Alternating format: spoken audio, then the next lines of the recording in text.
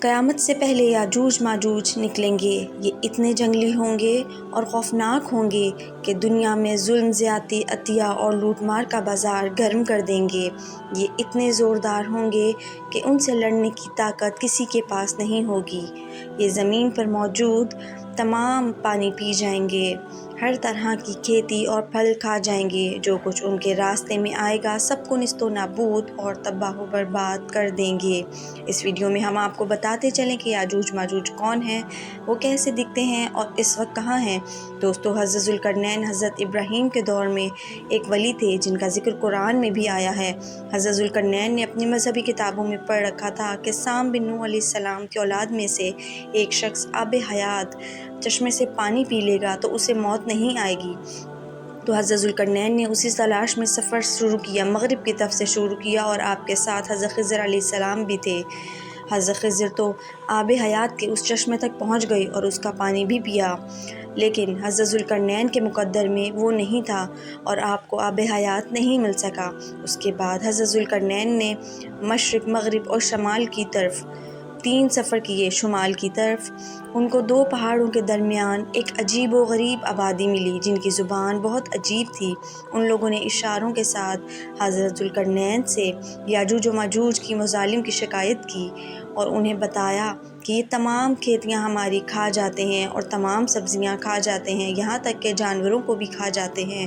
حضرت ذوالقرنین سے لوگوں نے فریاد کی کہ ہمیں ان کے مظالم سے بچائیں، اس کے بدلے ہم آپ کو بہت کچھ دے دیں گے۔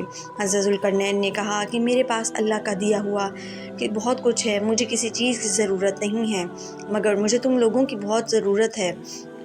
پھر حضرت ذوالقرنین نے دونوں پہاڑوں کے درمیان گہری کھدائی کروائی، ان پہاڑوں کو اتنا کھودا کہ پانی نکل آیا۔ پھر آپ نے اس میں پگھلائے ہوئے تانبے اور لوہے کے تختے اوپر نیچے لگا کر ان کے درمیان لکڑی اور کوئلہ بھروا دیا اور اس میں آگ لگا دی، یعنی پہاڑ تک اونچی اور مضبوط۔ اب یاجوج ماجوج دیوار کی ایک طرف اور یہ قوم دیوار کی دوسری طرف رہتی ہے۔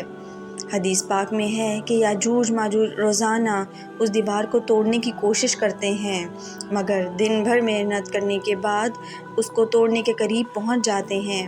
تو ان میں سے ایک کہتا ہے کہ چلو اب کل توڑیں گے، لیکن اللہ کی شان کہ دوسرے دن وہ دیوار ان سے بھی زیادہ مضبوط ہو جاتی ہے۔ جب دوبارہ دیوار ٹوٹنے کا وقت آتا ہے تو پھر کوئی کہتا ہے کہ چلو پھر توڑیں گے، دوسرے دن پھر ایسا ہی ہوتا ہے۔ یہ ہوتا جا رہا ہے، مگر قیامت کے قریب ایک ایسا دن آئے گا کہ جب اللہ کی رضا ہوگی تو انہی میں سے کوئی شخص کہے گا کہ انشاءاللہ کل اس دیوار کو توڑ دیں گے، تو پھر جب وہ دوبارہ آئیں گے تو وہ دیوار وہیں تک ہوگی اور اس دن انشاءاللہ کی برکت سے وہ دیوار ٹوٹ جائے گی اور یہ قیامت کے قریب کا وقت ہوگا۔ نبی پاک صلی اللہ علیہ وسلم کے فرمان کا مفہوم ہے کہ قیامت قائم نہ ہوگی یہاں تک کہ یاجوج ماجوج نہ آ جائیں۔ حدیث پاک میں یاجوج ماجوج کے بارے میں آیا ہے کہ وہ چھوٹے چہرے والے، چھوٹی آنکھوں والے اور موٹے بالوں والے ہوں گے۔